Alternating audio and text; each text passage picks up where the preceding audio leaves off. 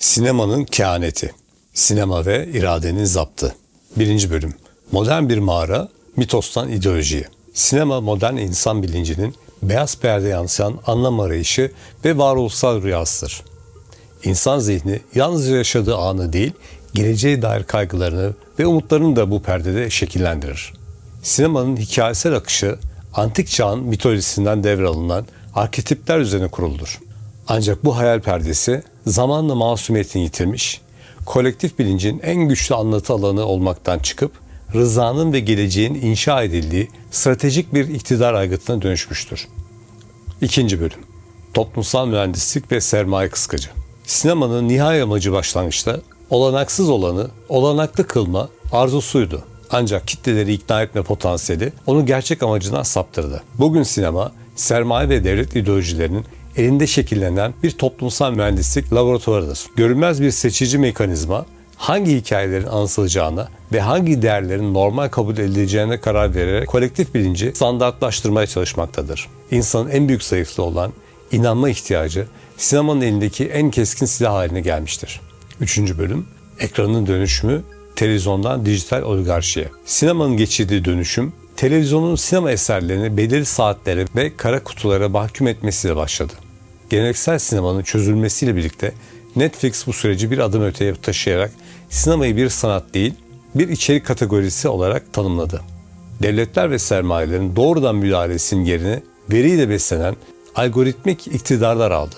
Neyin trend ve makul olacağı artık insan eliyle yazılmış manifestolarla değil, sistemler tarafından belirleniyor. Dijital yayıncılıkla birlikte sermayenin şekil değiştirmiş hali olan dijital oligarşi devreye girdi. Sinema, ideolojinin bağırarak değil, algoritmik bir fısıltıya aktarıldığı akışkan bir içerik evrenine dönüştü. 4. bölüm, geleceğin ön tasarımı ve simülasyon laboratuvarı. Yeni dünya düzeninde sinema, olası senaryoları test eden bir laboratuvar gibi çalışmaktadır. Yapay zeka, küresel gözetim sistemleri, dijital kimlikler ve biyoteknoloji gibi kavramlar toplumun henüz bu gerçekliklerle fiziksel olarak yüzleşmeden önce sinema aracılığıyla zihinsel birer gerçeklik haline getirilir.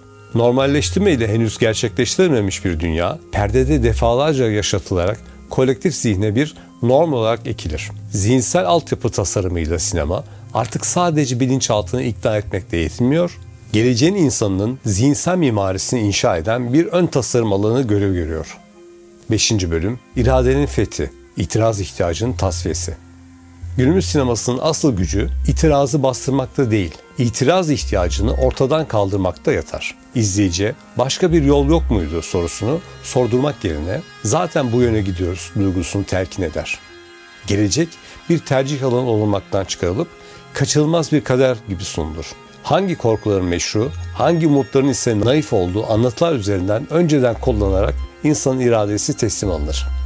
6. bölüm, görsel büyücülük ve Platon mağarası. Sinemanın dili, rasyoneliteyi devre dışı bırakarak doğrudan bilinçaltına hitap eden bir görsel büyücülüktür. Sinema, Platon'un mağarasındaki duvara vuran gölgelerin modern versiyonudur. Buradaki gölgeler gerçeğinden daha parlak ve ikna edicidir. Görüntülerin estetiği, anlatının karanlığını örten bir paravan vazifesi görerek izleyiciyi rızası alınmış bir kurban haline getirir. Bugün hangi gerçeklikte yaşayacağımızı, hangi bedelleri makul sayacağımızı ve hangi kayıpları sessizce kabul edeceğimizi bize ve gelecek nesillere öğreten ya da dayatan bir sistem ile karşı karşıyayız. Artık sinema bilinçaltını ikna etmekle yetinmiyor. Kolektif bilincin sınırlarını çiziyor. Hangi korkuların meşru, hangi umutların naif, hangi direniş biçimlerinin ise anlamsız olduğu anlatılar üzerinden önceden kodlanıyor. Böylece insanlık henüz yaşamadığı bir geleceği yaşanmış gibi kabullenmeye başlıyor. 7. bölüm, Kadim Kalkan. Temet Noske, kendini tanı. Antik çağ insanı belirsizlik karşısında yönünü tayin edebilmek için Delphi tapınağındaki kahinlere başvurdu. Milattan önce 336 yılında Pers seferine çıkmadan hemen önce Büyük İskender de bu eşiğe gelmişti. Önünde yalnızca bir savaş değil, dünyanın geleceğini yeniden düzenleyecek bir yürüyüş vardı. Kehanet, onun için kaderin onayını aramaktı. Tapınağın taşlarına kazılmış evrensel bir uyarı vardı. Temet Noske, kendini tanı. Bu öğüt, kehanetin merkezine insanın kendisini yerleştirir. Çünkü geleceği bilme arzusunu kontrol edemeyen insan, kaçınılmaz olarak başkalarının yazdığı kader senaryolarına teslim olur. Antik dünyada bu teslimiyet kahinlerin sözleriyle şekillendirilirdi. Modern dünyada ise aynı işlevi sinema ve teknoloji üstlenmiştir. Bugün beyaz perde, Delphi'nin yerini almış, modern bir kehanet mabedine dönüşmüştür. Ancak burada önemli bir kırılma vardır. Bu yeni kehanetler artık tanrısal bir belirsizlikten değil, oligarşik teknoloji sermayesinin ideolojik ajandasından beslenmektedir. Yapay zeka, küresel gözetim, dijital kimlikler, biyoteknoloji ve insanın makineyle bütünleştiği senaryolar yalnızca olası gelecekler olarak değil, kaçınılmaz kaderler gibi sunulur. Sinema bu noktada tarafsız bir anlatı alanı olmaktan çıkar. Teknoloji elitlerinin tasarladığı dünya düzeninin zihinsel altyapısını kuran bir araç haline gelir. Modern insan, kehaneti artık rahibelerin trans halindeki sözlerinden değil, veri merkezlerinin, algoritmaların ve sinemanın görsel mitolojisinde aramaktadır. Perdede tekrar gösterilen bu gelecek tasvirleri kolektif bilinçte normal, gerekli ve ilerleme olarak kodlanır. Böylece seyirci kendisine dayatılan bir geleceği sorgulamadan benimsemeye alıştırılır. Bu yüzden kendini tanı düsturu bugün her zamankinden daha politiktir. Kendini tanımayan insan sinemada gördüğü her teknolojik yansımayı kendi kaderi sanır. Oysa o yansımalar çoğu zaman iktidarını sürdürmek isteyen azınlıkların yazdığı bir gelecek taslağından ibarettir. Sinema artık yalnızca bir sanat değil, geleceğin ideolojik provasının yapıldığı bir sahnedir. Sonuç, ışığı sorgulamak. Sinema bir ayna değil, bir projektördür. Bu noktada sinema artık masum bir anlatı alanı değil, kültürel endüstrinin en rafine silahıdır.